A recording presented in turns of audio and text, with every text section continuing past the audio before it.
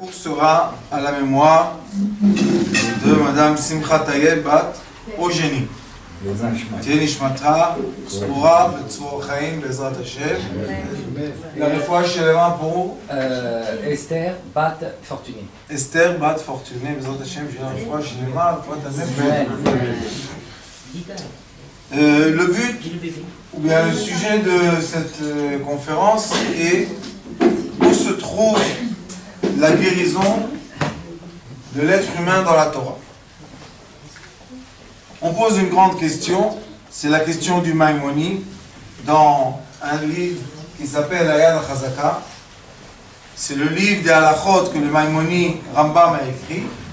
Et là-bas, il y a un endroit qui s'appelle Ilchot Deot. C'est quoi Ilchot Deot? Il dit, le Maïmonide, comment on doit penser. Pourquoi on doit nous donner des règles de pensée? Chacun pense. On pense. Je pense noir, toi tu penses rose. Pourquoi on doit avoir des règles de pensée? La raison est que comme notre corps, Baruch Hashem, a une forme, que cette forme-là est écrite dans le livre de Sefer Yetzira, le livre d'Avraham Avinu, il est écrit que la forme de notre corps est en ressemblance à une forme de lumière qui est au-delà de notre corps. Barak Adam Betzalmo, Betzelem Dmut Tavnito, Bitkin Lo Mimena Binyan Adeat. Ça veut dire que nous avons un corps, et ce corps-là n'est pas par hasard. Le corps n'est pas venu comme ça. Un jour, qu'est-ce qu'il y a eu? Un doigt a poussé. Après, le doigt il a dit, ah, je suis tout seul. Encore un. Deux, ils ont dit, ah, ça serait bien d'avoir un troisième. Hop, celui-là, il est là. Et après, ils ont dit, quatrième, c'est plus beau. Hop. Et à la fin, ils ont dit, mais on a besoin d'un pouce, il est sorti. C'est pas comme ça. Il y a, Baruch Hashem, un code, ou bien un programme, une programmation céleste, que la programmation céleste permet à la matière terrestre d'être comme elle est. Comme nous avons notre corps physique, et notre corps physique est à l'image d'un, on va dire, d'une programmation ou d'un code spirituel. Comme nous savons que c'est la vérité, et avant qu'on ait de la matière concrétisée, nous avons des degrés qui s'appellent le solide, le liquide, le gaz, la lumière, et au-delà de la lumière, il y a encore des enchaînements. Le Maïmonide a dit que quand la personne arrive à maîtriser sa pensée, elle peut maîtriser son physique. Combien de gens disent « Oh, j'aimerais bien maigrir ». Et quand on dit « Oh, j'aimerais bien maigrir », ils commencent à faire des régimes. Ils font des régimes, hop, hop, l'accordéon. Qu'est-ce qui se passe? On perd 10 kilos, on reprend 15. Oh, j'ai repris 15, hop, on perd 20. On perd 20, on prend 30. Bon, franchement, en Amérique, c'est très commun, les gens, 250 kilos, 70 kilos. Vous pouvez voir sur Internet des images, des gens comme ça. Donc, le Maïmonide, qu'est-ce qu'il a dit? Le Maïmonide a dit, Nefesh Bria, Begouf Barik. Il a dit que quand mon esprit est en place, avec une forme qui est très très très juste, mon corps se sent bien. Mais quand malheureusement mon esprit ne se sent pas bien, et après, qu'est-ce qui suit? Mon corps. Aujourd'hui, j'ai un monsieur qui est venu me voir. Il s'est divorcé, il a commencé à se divorcer il y a 10 ans. 3 jours après que le processus a commencé, il a eu une haute tension. Vous appelez ça 20? Fin de tension. Et il ne savait pas quoi faire. Il a commencé à prendre des cachets contre la tension, baisser la tension.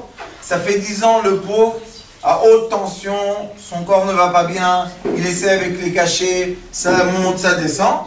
Il est venu au bureau, je me suis occupé de lui, je lui ai pris le pouls. Il y a une guérison dans la Torah de la Kabbale qui s'appelle la guérison du pouls, d'Ofek Tfakin. Et quand on touche le pouls, on touche l'esprit de l'être Pourquoi? Parce que le pouls représente la respiration. Qu'est-ce qu'il y a dans le pouls? Pourquoi on sent un battement? Parce que notre cœur bat. Le rythme du cœur, c'est le rythme du pouls. Donc, quand malheureusement j'ai un certain problème dans ma tête,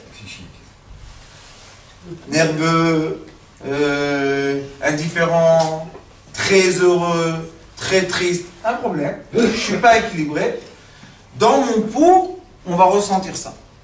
Vous savez qu'en Chine, on étudie la médecine du pouls 11 ans. Pourquoi? Parce que la médecine du pouls, elle est très très juste. On peut toucher le pouls de quelqu'un et savoir qu'est-ce qu'il a maintenant dans son cœur et dans sa tête.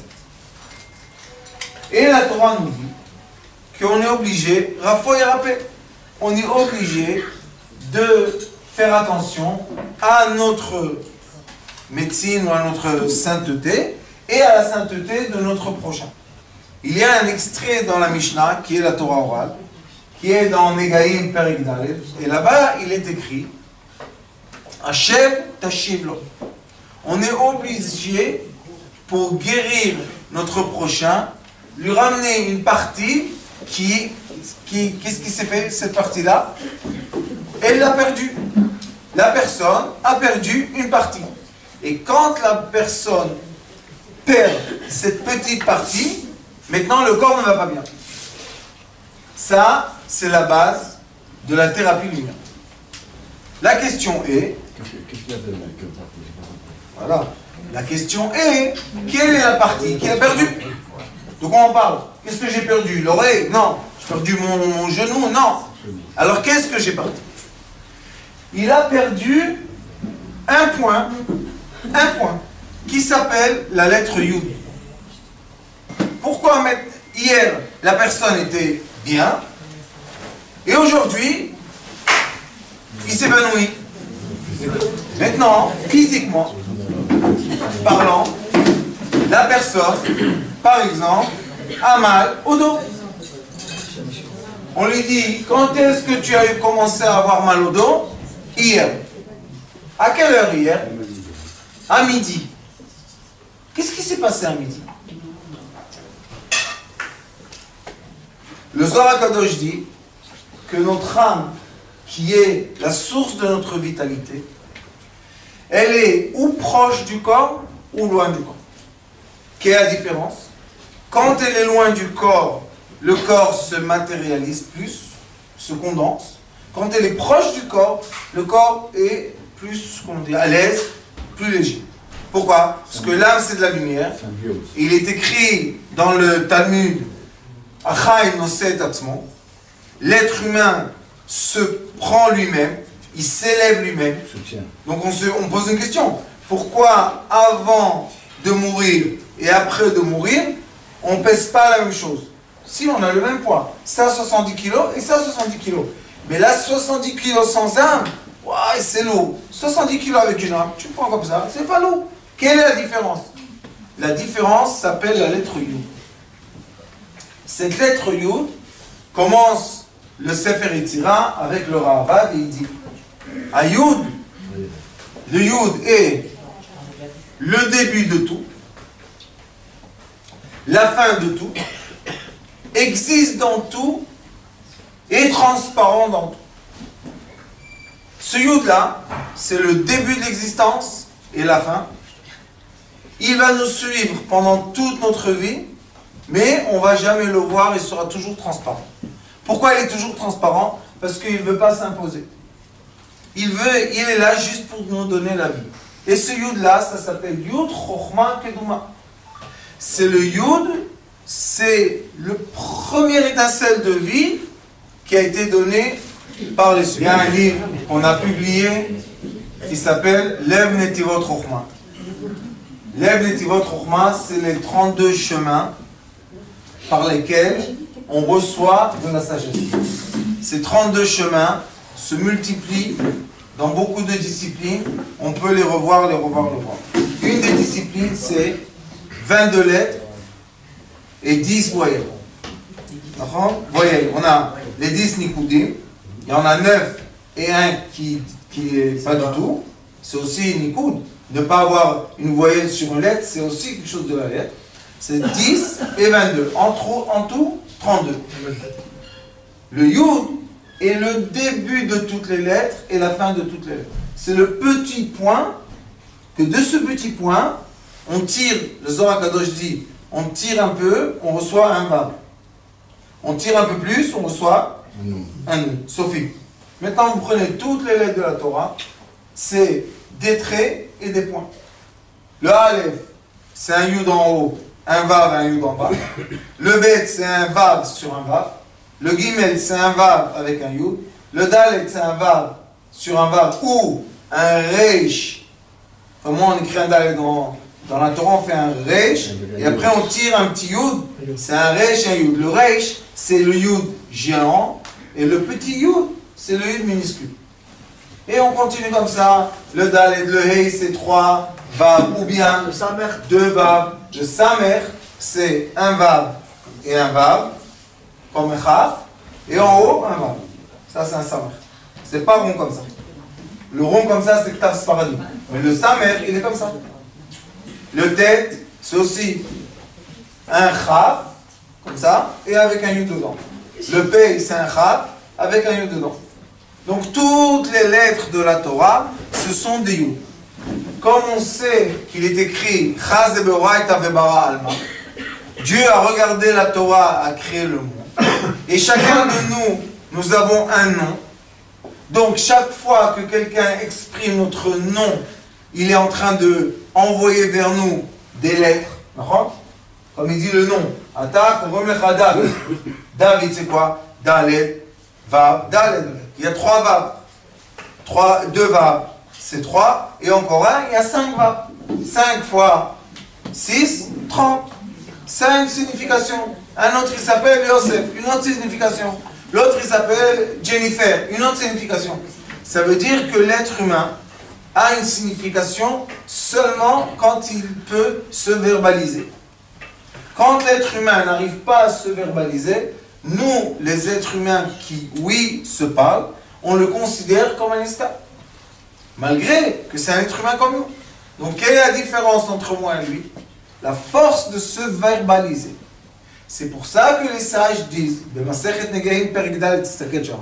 ils disent que l'être humain, le Barthénour a dit, on a l'obligation, pas la permission, l'obligation, chacun de nous, de savoir comment guérir son prochain. Achev teshivlo, mala achiv. Qu'est-ce que je dois lui ramener?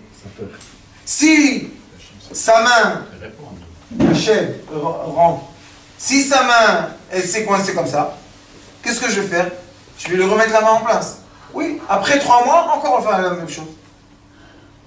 Et si vous allez être attentif à vous-même, vous allez voir que la plupart des gens ont une douleur toujours dans le même endroit. Il y en a qui ont toujours les reins, il y en a qui ont toujours le genou, il y en a qui ont toujours une épaule, il y en a qui ont toujours, je sais pas quoi, le cœur, Pourquoi on a toujours un endroit que quand on ne se sent pas bien spirituellement, cet endroit-là commence à réagir et nous dire j'ai une douleur. Qu'est-ce qui s'est passé? Pourquoi? Pourquoi on n'aurait pas tous mal seulement à la main? Tous, ce serait plus facile. Parce que comme l'être humain est... Oui, mais la question est, pourquoi moi j'aurais mal au genou, un autre a mal à l'oreille? Pourquoi? Quelle est la raison? On pense différemment, hein? Exactement. Lorsqu'on a un problème certain, ça tombe sur le point faible de notre organisme. Magnifique. Et la question, oui, vous avez entièrement raison. Maintenant la question est pourquoi seulement moi j'ai mal au foie et l'autre il a mal à la rate? Chacun a son point faible. Chacun son point faible. Yofi, mais le point faible représente quelque chose. Le point faible n'est pas un hasard. D'accord? Yofi. Maintenant, on a 2 choses que l'être humain n'arrive pas à surmonter. 2 problèmes essentiels. Un problème est le problème logique.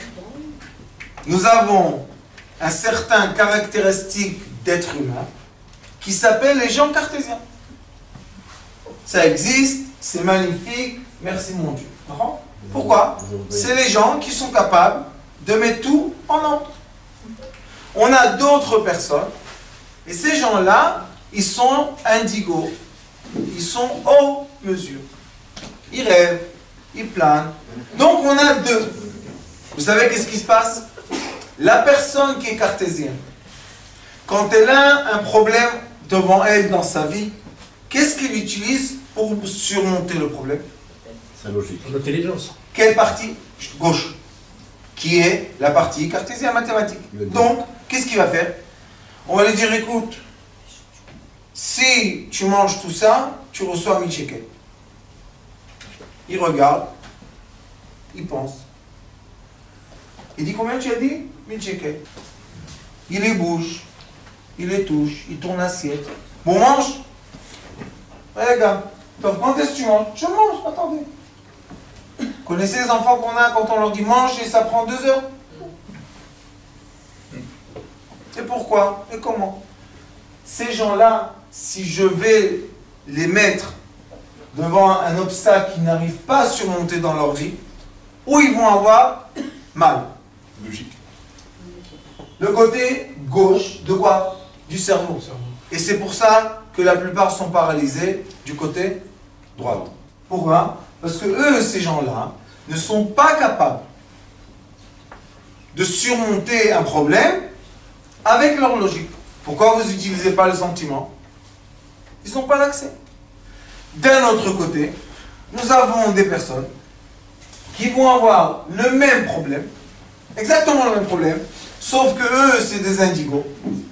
Donc, ils vont essayer de surmonter le problème avec le cœur, l'émotion, et ils vont voir qu'avec les émotions, impossible de résoudre le problème. Qu'est-ce qu'ils vont avoir? Crise cardiaque.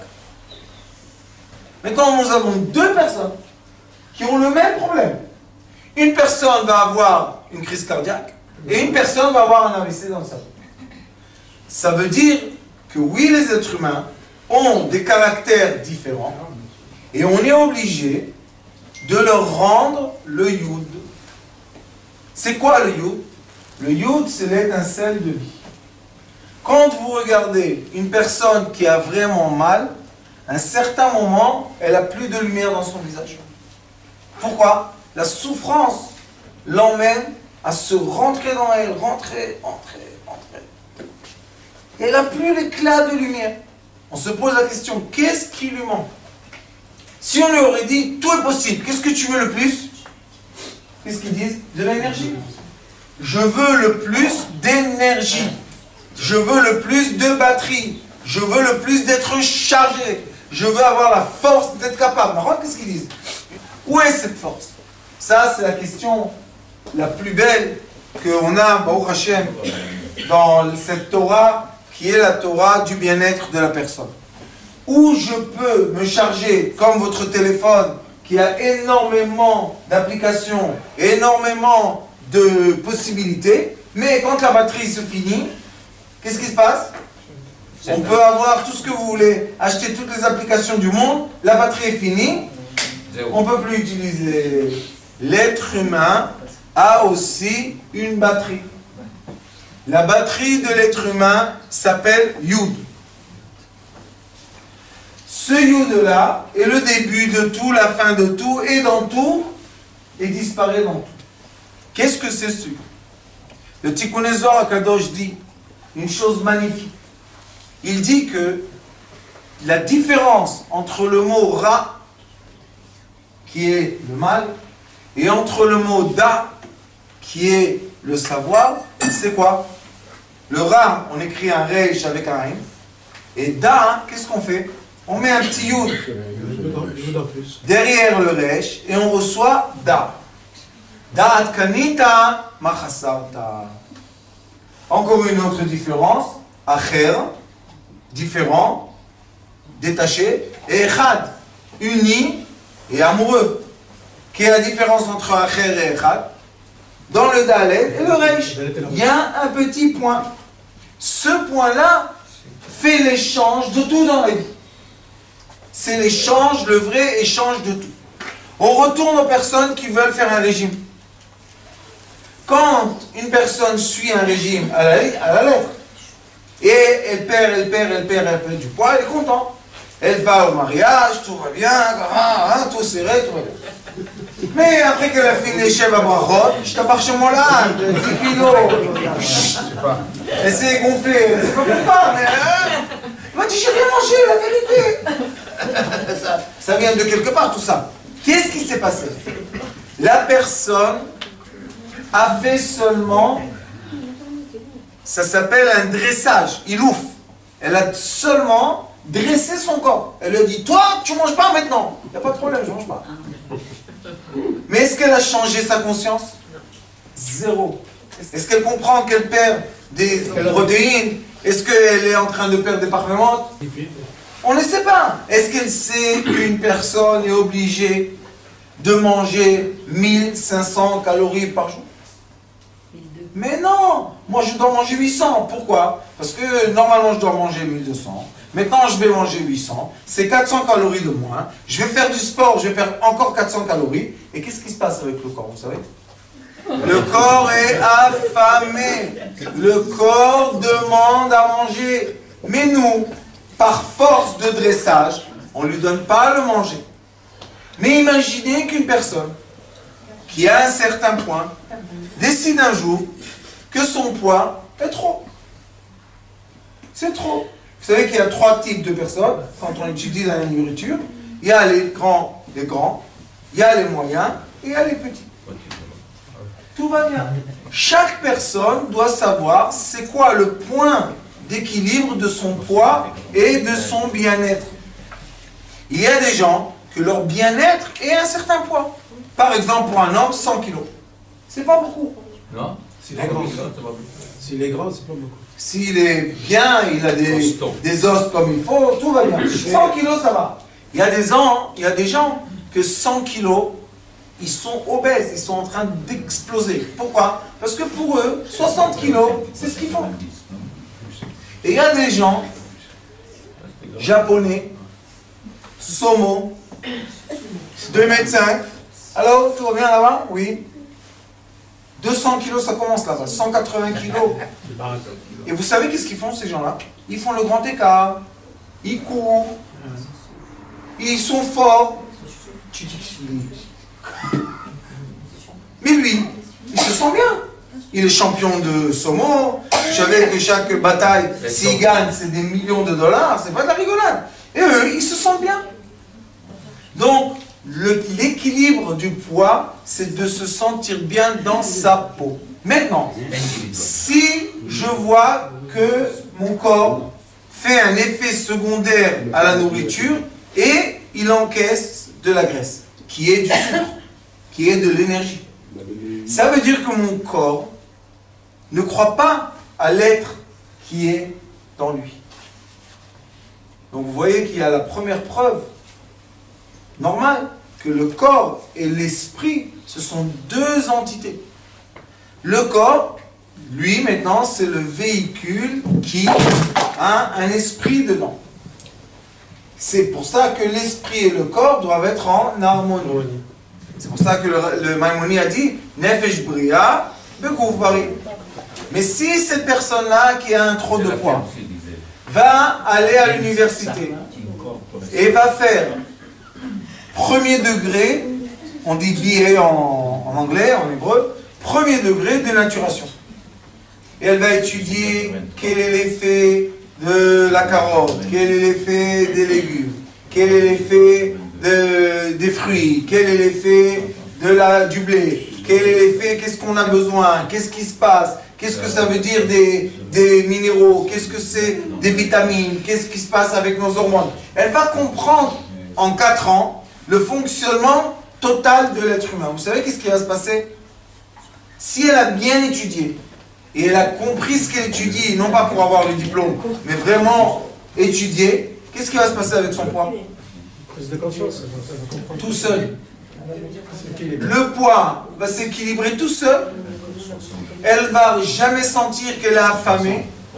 Elle va jamais tomber sur du manger après qu'elle a maigri.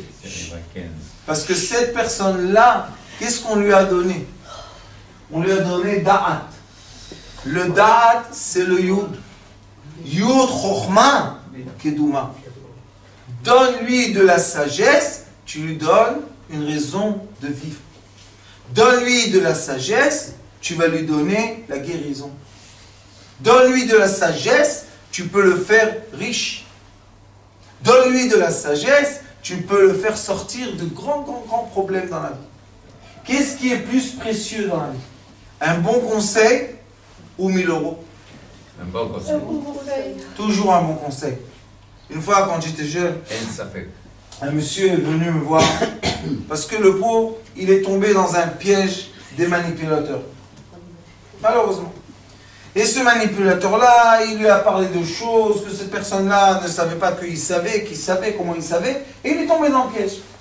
Et après, tous les vendredis, les secrétaires l'appelaient, il faisait une serouda, il devait mettre 100 000 shekels, mais c'est quelqu'un de très à l'aise dans l'argent. Mais à la fin, sa femme, qu'est-ce qu'elle a vu?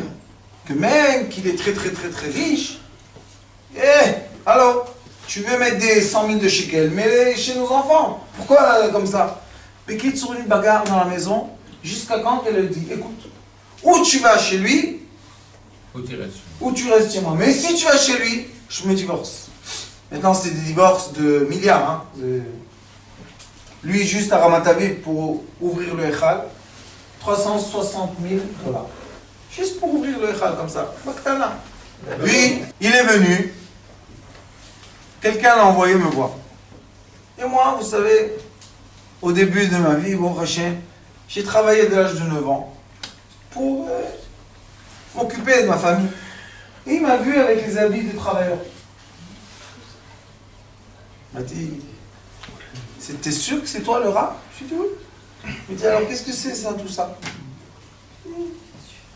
Il dit, il ne faut pas voler, il faut travailler. Tov Torah. Et il est écrit Torah Shen Ima Melacha Sofa Betela Vegorer et Avot. Donc, je travaille, il n'y a pas de problème. Il était devant moi et il a commencé à me raconter l'histoire. Quelle histoire? L'histoire que sa femme, elle veut se divorcer de lui et il ne comprend pas pourquoi et qu'est-ce que ça veut dire. Une grande histoire. Et à la fin, je lui dis, pourquoi tu vas chez ce monsieur tous les vendredis et tu donnes de l'argent? Il m'a dit, écoute, sois à ma place. Je dis, quoi? Il m'a dit, je suis rentré chez lui, la première fois de ma vie. Il m'a regardé comme ça dans les yeux, il m'a dit, où est David? Je dis, quel David? Ton associé! Je pensais dans ma tête, j'ai dit, oui. En effet, mon fils a un associé David. Je vous dis quelqu'un de très riche. Enfin, on est tout de suite. Il appelle son fils. Il dit, dis-moi, qu'est-ce qui se passe avec ton associé David? Il dit, papa, c'est pas top les derniers temps. Ah bon? Le Rav, il avait raison. Hop, il a emmené David. Quand il a vu David, il lui a dit, c'est qui mon chef? Il a emmené mon chef. Je veux vous dire quelque chose d'important. Chacun de nous a la possibilité d'entendre le cœur et l'intention de celui qui est devant nous. Nous avons cette capacité en nous. Ça s'appelle Akshava. On peut s'asseoir devant quelqu'un et dans notre cœur ou dans notre cerveau entendre qu'est-ce qu'il dit derrière les paroles. Enfin, c'est pour ça que la Torah nous oblige que si quelqu'un veut rentrer dans le Beth HaMidrash, la personne est obligée d'égaliser ce qu'elle veut dire et ce qu'elle dit. On n'a pas le droit de camoufler les choses et dire comme ça, et notre cœur il dit l'inverse. Mais la personne qui est en face de nous a une certaine capacité, ça s'appelle Akshava. Il peut t'entendre et entendre ce que tu as en toi. Écoutez. Alors qu'est-ce que j'ai fait? Je lui ai dit, on se connaît de quelque part? Non. Ton fils, il s'appelle pas Ben? Il a 26 ans. Chaque fois que j'ai dit quelque chose, il a ouvert les yeux comme ça. Il m'a dit, c'est pas possible. Comment tu sais tout ça? J'ai dit, tu sais, c'est quoi ton métier? Il ne voulait pas me dire son métier. Après des années, j'ai découvert que malheureusement, il prête de l'argent que Dieu nous en préserve. Oui. C'est un beau métier. Et on a parlé. Il a compris qu'il y a des gens qui s'entraînent à de certaines capacités et ils l'ont. Mais c'est quelque chose donné. C'est pas quelque chose qu'il est surhumain, puisque c'est les humains qui l'ont. Je lui ai donné un exemple que je vous donne à vous aussi. Si quelqu'un rentre dans une salle de gym et il voit quelqu'un qui fait le grand écart dans l'air, il saute, fait le grand écart. Si la personne est intelligente, qu'est-ce qu'elle dit? Ok, si je vais m'entraîner 4 ans, 5 ans, moi aussi je vais le faire. Mais si la personne n'a pas le da'at, elle a le acher, elle n'a pas le yud, tu sais qu'est-ce qu'elle fait? Elle dit, oui, moi aussi je peux. Et boum, à l'hôpital. Donc on est obligé d'avoir le da'at. Qu'est-ce qu'il a fait à la fin? Il m'a dit, Rav, combien je te dois? Je lui ai dit, tu me dois rien du tout. Il m'a dit, c'est pas possible. Il a mis la main dans la poche, il a sorti comme ça. Il y avait au moins 70 000 $. Wow. Je lui ai dit, rentre. Il m'a dit, pourquoi? Je lui ai dit, ça s'envole. Alors comment je peux te récompenser? Je lui ai dit, donne-moi un bon conseil. Comme tu es un homme d'affaires et tu es très riche, donne-moi un conseil. Vous savez ce qu'il m'a dit? Il m'a dit, chaque fois que tu vas faire une affaire, dans ta poche et de l'argent. Aujourd'hui, on doit dire, dans ta poche, il y a une carte. Mais avant, il y avait de l'argent, vous savez. Bientôt, ça va disparaître. Mais dans ta poche, de l'argent. Je lui ai dit, pourquoi? Je lui ai dit, parce que il m'a dit, quand tu vas faire une affaire, et tu te mets aux besoins de l'autre, l'autre, il ne te veut pas. Mais quand tu viens faire une affaire, et toi-même, tu es solide, il veut faire une affaire. Comment on dit en hébreu? On prête de l'argent seulement à ceux qui ont de l'argent. On ne prête pas de l'argent à des gens qui n'ont pas d'argent. On n'empêche qu'en Israël, ils le font tous les jours, et c'est comme ça qu'ils prennent des maisons et beaucoup de choses. Donc, on voit que nous avons dans l'être humain deux forces. Une force, c'est notre corps humain, physique, et l'autre force, c'est le spirituel qui fait vivre ce corps humain, qui lui donne la forme qu'on a. Et ça, c'est écrit dans Maaseh Bereshit. La raison pour laquelle ces deux bouteilles ont une forme différente, c'est parce qu'il y a une forme de moule différente. Mais regardez en haut, ils ont tous la même forme. Pourquoi? Parce que ça vient en petits flacons comme ça plastique, ils attrapent ici et ils s'ouvrent. Le moule fait la différence. C'est pas que cette bouteille-là est différente de la bouteille. Le moule, la forme qu'elle a. Nous aussi, on a chacun de nous une forme différente. Ça s'appelle dans la Torah Keshem shepartzufem shonim derotehem shonot. Ça veut dire que le visage différent qu'on a tous représente la da'at. C'est quoi la da'at? La connaissance que chacun de nous a. Vous savez qu'après qu'on voit beaucoup de gens et on a un certain âge, qu'est-ce qu'on fait? D'après le visage de la personne, on sait à peu près qui elle est. La personne, son visage, change d'après quoi? L'humeur. D'après quoi? L'humeur. L'humeur et d'après le savoir qu'il a. Plus une personne a un savoir dans un certain domaine, et plus son visage ressemble à ce savoir. Exemple, quand quelqu'un est comptable ou chef comptable 50 ans, il y a quelque chose qui se voit. Quand quelqu'un est avocat au tribunal 30 ans, il y a quelque chose qui se voit. Quand quelqu'un toute sa vie a coupé du tissu, il y a quelque chose qui se voit. Qu'est-ce que c'est cette chose? Ça s'appelle da'at.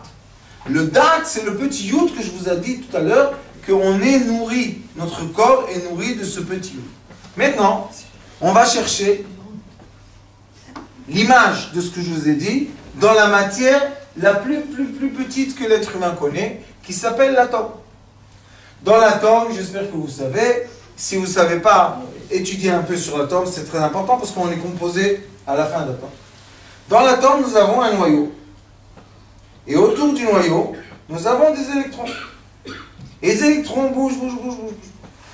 Le Tikkuné Zohar Kadosh pose une question qu'aujourd'hui toute la science cherche. Ça s'appelle la matière noire ou la matière grise ou la matière foncée. La matière noire arabe, c'est Mayesh Ben. Dans l'espace. Qu'est-ce qu'il y a dans l'espace? Là, on est je crois. לא, זה, הנקודה, מה שאתה אומר, זה הגרעין. Nous, on parle maintenant, qu'est-ce qu'il y a entre le garine et l'électron? Le neutron.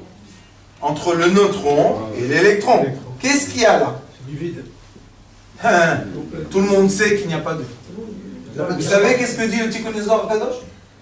Yud, c'est Or, Toch Yud. Venekuda Be'echale. Ça veut dire quoi? Que nous avons de la lumière qui rentre dans les espaces, qui donne la signification aux choses. Et tout cet atome, lui-même est dans un espace qui lui donne aussi la signification. Donc, la vérité est, quand on la mesure, c'est que nous sommes tous des ondes. Et maintenant la question est, qu'est-ce qui va changer la fréquence des ondes? La fréquence des ondes change par la conscience de l'être humain. Plus je suis conscient, et mieux je suis. Moins je suis conscient, plus je suis ignorant. Les sages disent que je souffre. La souffrance est le résultat de l'ignorance. Une personne qui a mal aux dents, maintenant, les gens ils ont mal aux dents, en haut, en bas, mal aux dents. Ils vont chez le dentiste. Le dentiste lui dit, tu dois enlever toutes les dents et mettre... Les implants. Non, les implants, les appareils. Pourquoi on te dit ça? On te dit, écoute, tu as mal aux dents, oui. On t'enlève les dents, tu as plus mal aux dents. C'est logique ou pas? C'est logique. Tu as mal aux dents, enlève les dents. Sauf que, quand on étudie le système nerveux, nous avons un nerf qui sort de là, qui va passer par l'oreille, qui va aller dans la gencive, et qui va aller aussi dans l'épaule. Ça, c'est écrit dans Sefer Yetzira, quand il écrit tous les nerfs qu'il y a principal entre les artères. Ce nerf-là, et j'espère que vous savez bien que dans le froid, le système nerveux se contracte, il y a des douleurs. Dans la chaleur, il se dilate, on n'a plus de douleur. Ce nerf-là se contracte parce que maintenant, on est en hiver, et les gens ne font pas attention de se couvrir les oreilles et la gencive. Et un vent froid rentre, et il leur fait quoi? Contracte le nerf, et ce nerf-là nous donne une douleur, et nous on pense que la douleur est quoi? Déraciner les dents. Mais l'année prochaine, après qu'on a mis l'appareil, ça se répète. Et maintenant, qu'est-ce qu'on va déraciner? Une fois j'étais chez un docteur, dentiste, j'avais très mal. Il m'a fait les photos comme ça. Il m'a dit, monsieur, vous avez une grave maladie dans la gencive. Vous devez déraciner tout dents et mettre un appareil. J'ai dit, merci beaucoup, vous êtes très gentil. Et j'ai dit à ma femme, tu crois ce qu'il dit? Elle m'a dit, c'est un dentiste. J'ai dit, oui, ça c'est un dentiste. On a payé? Elle m'a dit, non, on ne coupe pas trop lui, mais paye. J'ai dit, je comprends. Mais mes dents, ça vaut un peu plus qu'un shekel. J'ai dit, viens, on prend un rendez-vous chez un dentiste privé. Après 2 semaines, malgré les douleurs, dentiste privé, il me fait la même chose. Et il me teste les dents avec des marteaux comme ça. Il me dit, monsieur, vous avez des dents très solides. Ah bon? Ma femme, elle entend ça. Il dit, écoutez, il y a un nerf qui passe là. Vous vous êtes refroidi. Et quand on se refroidit les sinus, et il y a trop de liquide, ce nerf-là fait mal. Je dis, alors qu'est-ce que vous faites? Rien du tout. Chauffez-vous la tête. Baruch Hashem, qu'on a l'autre colonne de notre grand-mère, on rentre toujours à côté de nous. Chauffez-vous la tête. Réchauffez l'endroit, et ça va passer. Maintenant, je vous pose la question. La différence entre j'ai l'appareil dans la bouche et j'ai mes dents était quoi? Da'at. La connaissance. Un docteur avait une certaine connaissance, l'autre avait une autre connaissance. Je ne dis pas qui a une meilleure connaissance, mais moi je préfère avoir mes dents dans ma bouche. J'ai eu la chance, Baruch Hashem, d'être malade du cœur. Merci mon Dieu. Et j'étais à la maison, je pouvais à peine bouger. Je me suis mis dans un endroit qui s'appelle Point Zéro. Ceux qui vont étudier avec nous vont comprendre de quoi je parle. Et je me suis couché, j'étais très faible, très faible. La rabbinite Gila, elle a vu que je suis très faible. Elle a dit, on va emmener un docteur. Le docteur, qui s'appelle Michel Mélaveux, elle m'a dit, Rav, je suis obligé de t'ausculter. Mais moi, je suis comme ça. Je lui ai dit, tu sais quoi? Ausculte-moi. Elle m'ausculte. Elle me dit, fais-moi plaisir. Va tout de suite à l'hôpital. Je lui ai dit, qu'est-ce que je cherchais là-bas? Elle m'a dit, va tout de suite. Maximum, il te ramène à la maison. Comme j'ai vu son visage, j'ai compris. J'ai dit à ma femme, on va à l'hôpital. Je suis arrivé à l'hôpital. Ils m'ont fait écho-lèvres. Tout de suite, tout l'hôpital, dans la chambre. On va lui faire comme ça. Il faut implanter un cœur, il faut... Une hystérie totale. Je lui ai dit, pourquoi vous êtes comme ça? Je respire, tout va bien. Non, tu comprends pas ton problème. J'avais 98% de l'artère principale touchée et la deuxième 97%. C'est bien, non? Mais qu'est-ce qu'ils ont dit à ma femme? Je me rappelle le nom du docteur. Il a pris de côté, il lui a dit, écoutez-moi, vous êtes jeune. Préparez-vous. Qu'est-ce qu'il y a? Préparez-vous. Il peut tenir 2 semaines le max. C'est bien, non? Un élève à moi, qui m'aime beaucoup, il a parlé avec Dr. Firer, le Rav Firer, il lui a dit, il y a un certain docteur qui s'appelle Dr. Bengal, que lui, spécialiste du cœur. Prends-le en privé et qu'il... Top. Les élèves ont dit à Gila, tout ce qu'il faut, on fait. Il est venu, minuit. Il m'ausculte. Il me dit, écoute-moi, demain matin, tu sors d'ici, tu viens tout de suite à Belize. Je lui ai dit, pourquoi? 2 semaines, il m'a donné, laisse-moi dormir. Ça y est, c'est fini. Il dit, non, tu as une famille, ça ne se fait pas. Top. Le lendemain, on a signé, malgré qu'on a eu un débat avec le docteur qui voulait me laisser là-bas, mourir en 2 semaines. Et je suis parti là, en urgence. J'arrive, ils me font le truc, tout de suite, bloc opératoire. J'ai dit à ma femme, dis-moi, pourquoi là-bas je ne suis pas rentré en bloc opératoire? Elle m'a dit, parce que là-bas, ils ont dit que c'est impossible de sauver la vie. Là, 2h30, ils ont travaillé, les pauvres, c'était pas facile. À la fin, ils ont ouvert. Quelle est la différence entre mourir en 2 semaines ou vivre? Malgré qu'ils m'ont dit pendant que l'opération que tu vas mourir. Et vous savez quelle chance j'ai eu? J'ai un cadeau magnifique. Vous savez comment ça s'appelle? La mort clinique. Pendant qu'on est le passage de la mort clinique, notre conscience n'arrête pas de vivre. Beaucoup de personnes pensent que quand on va mourir, ça y est, on n'a plus de soucis. La conscience continue. Jusqu'à l'éternel. Donc, l'être humain, dans son vivant, il a la chance de quoi? De préparer la conscience future. Il peut ou avoir malheureusement une conscience déformée. Et le Ari Akadosh dit, c'est pour ça que de la nuit, quand on dort et on va rêver des mauvais rêves, des cauchemars, et le matin, après 8 heures de sommeil, on est fatigué comme tout, ou ça c'est charakabalan, ou bien, ou bien on peut fermer les yeux 5 minutes, ça s'appelle le sommeil des présidents, 5 minutes on ferme les yeux comme il faut, on rentre dans un silence total. Le Zohar HaKadosh dit, Beidrazuta, Sheket, Moach, Shachir, Shakit. Ça veut dire que le cerveau, et dans d'autres extraits, dans le Zohar HaKadosh dit que la nourriture du cerveau, c'est quoi? C'est le silence. Méditation transcendantale. Le silence veut dire la paix intérieure.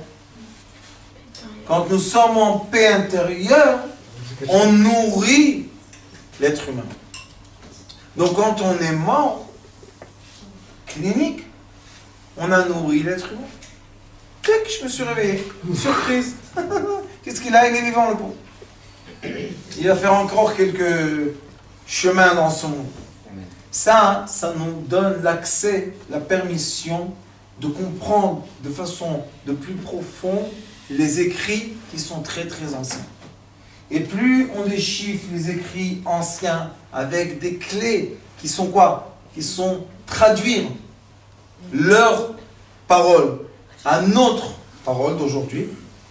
Plus on fait ça, et plus on voit que les écrits fermés s'ouvrent en face de nous et nous donnent l'accès à beaucoup de savoir.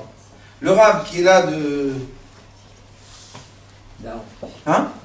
Daon, qui étudie Otzrot Chaim et Etz Chaim. Dans Etz Chaim, il y a beaucoup d'extraits qui sont exactement le corps humain. Pourquoi le corps humain? Comment il se forme? À la naissance, pourquoi le bébé est comme ça? À quel âge il se développe? Qu'est-ce qu'il fait? Et quand on va faire l'équivalent médical, on voit que oui, c'est la même chose. Donc, nos sages étaient dans toutes les générations, et sages de la Torah, et sages de la médecine, et sages de la science.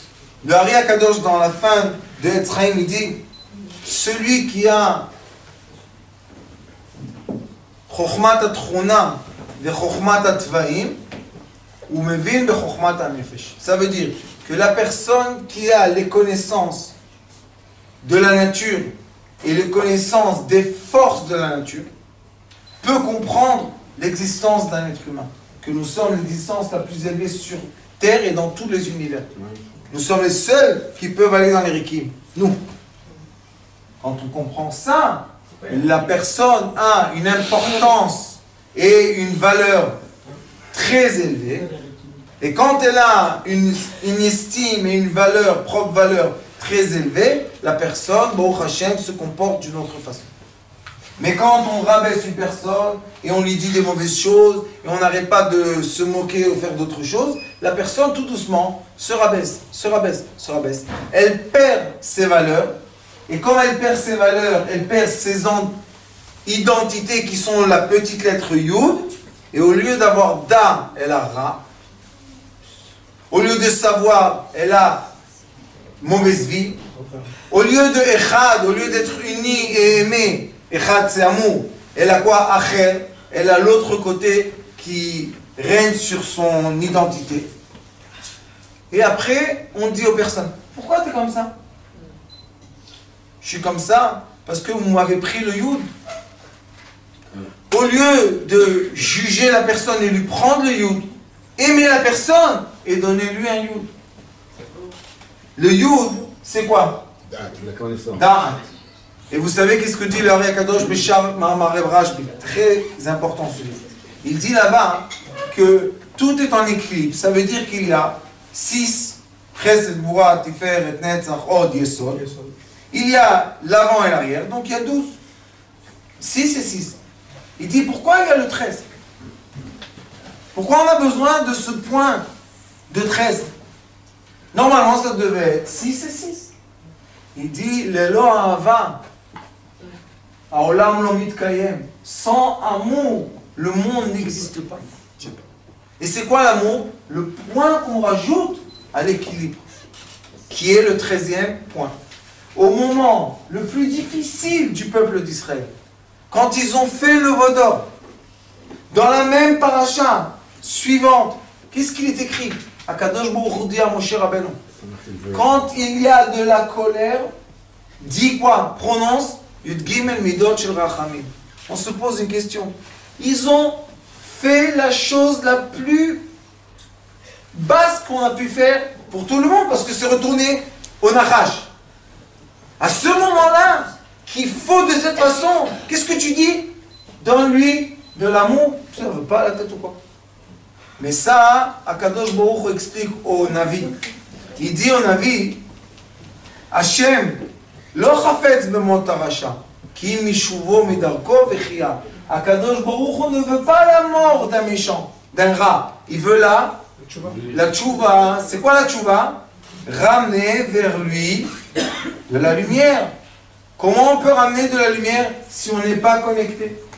Comment votre téléphone là peut allumer la lumière s'il n'y a pas de batterie? C'est impossible. Donc nous, notre rôle sur Terre, c'est de faire quoi? De charger les batteries des gens.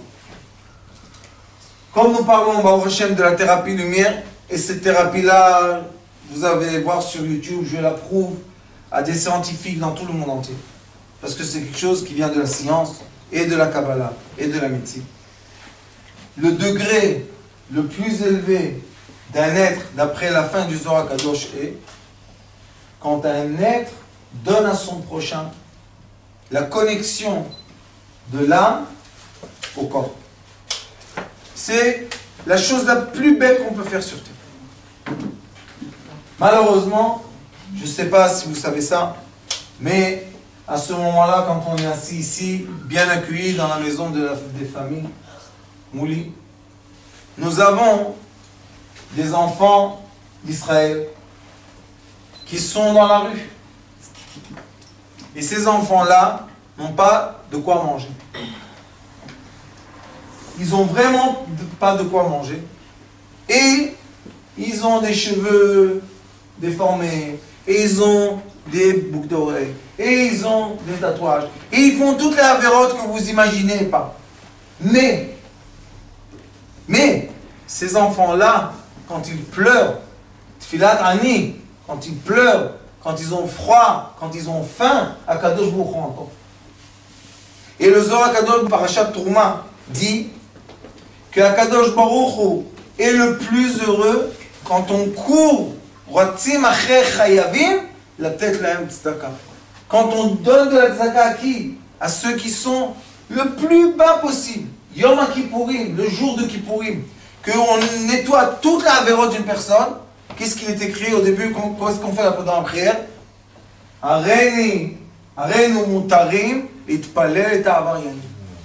On n'est pas seulement mutarim. C'est quoi mutarim? C'est on est délivré grâce à ça qu'on a emmené dans la synagogue ceux qui sont loin, ceux qui ne font rien du tout. Ces gens-là nous aident. Vous savez la tfilat, la neila. Neila, c'est une des prières les plus fortes toute l'année. Pourquoi? Parce qu'il y a une porte qui se ferme et une porte qui s'ouvre. Il y a un moment, mon Rav Zichrono Levracham disait qu'à ce moment-là de la lumière, il y a un fil de lumière qui passe, c'est un moment.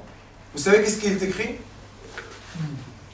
Akadosh Baruch Hu noten yad la poshim. On devait dire, à ce moment-là, Akadosh Baruch Hu, on laisse les tzadikim. Akadosh Baruch Hu noten yad la poshim. Vous savez pourquoi? Parce que comme quand on est malade, on veut guérir quoi? L'endroit qui est contraire à nous. Aussi en public, quand on est malade, le public est malade seulement quand on a une partie du public qui n'est pas aimée, qui n'a pas de kavod, qu'on les repousse. Ces gens-là rejetés, leur prière est entendue.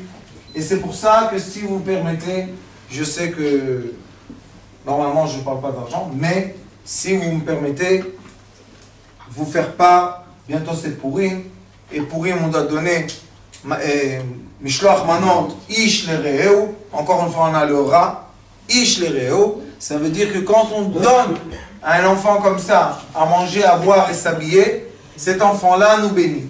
Et bon Hachem qu'on a la chance, pendant beaucoup d'années, de faire des choses comme ça. Amen. Et bon Hachem, ces enfants-là disent, on bénit tous ceux qui nous donnent. Je pense que si vous voulez et vous acceptez de donner de la tzedaka pour ces enfants-là, je serai très content. Ravi. Ravi. Alors moi aussi je vais donner. Ron Gadola, Maaseh Min Haoseh. Toda Rabba.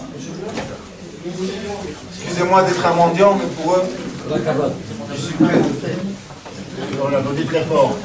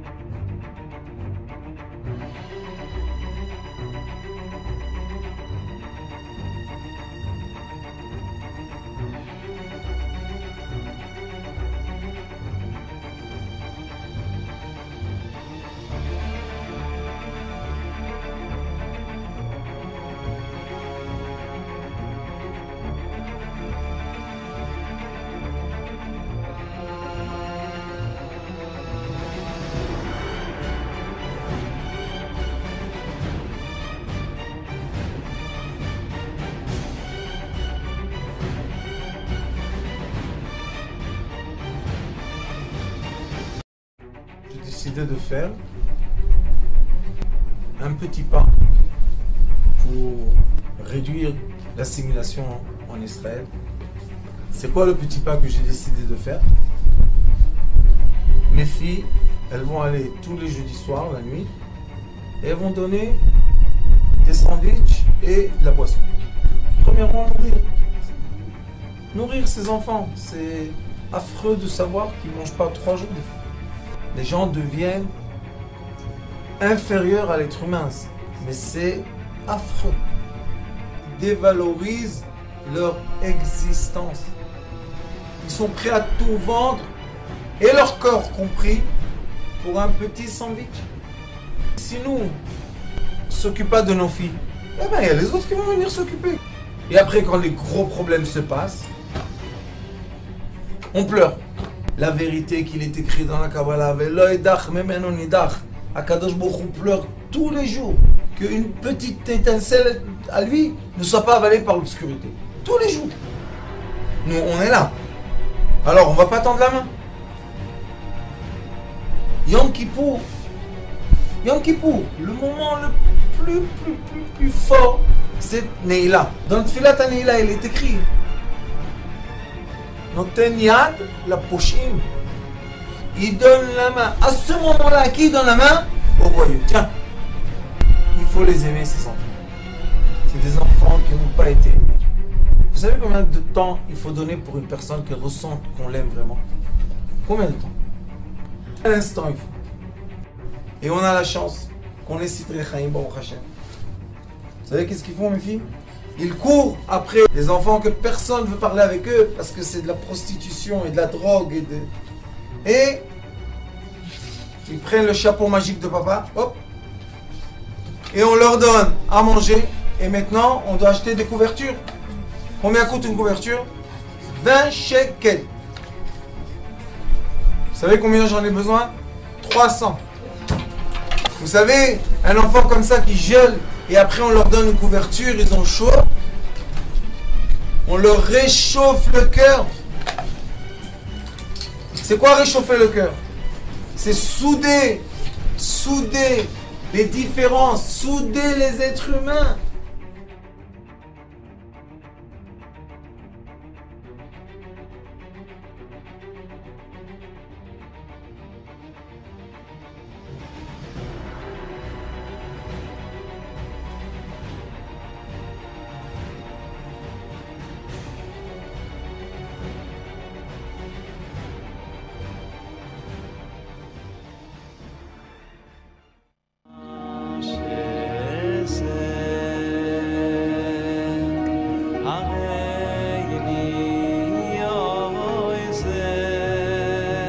הוא היה אומר לי, בבית שלי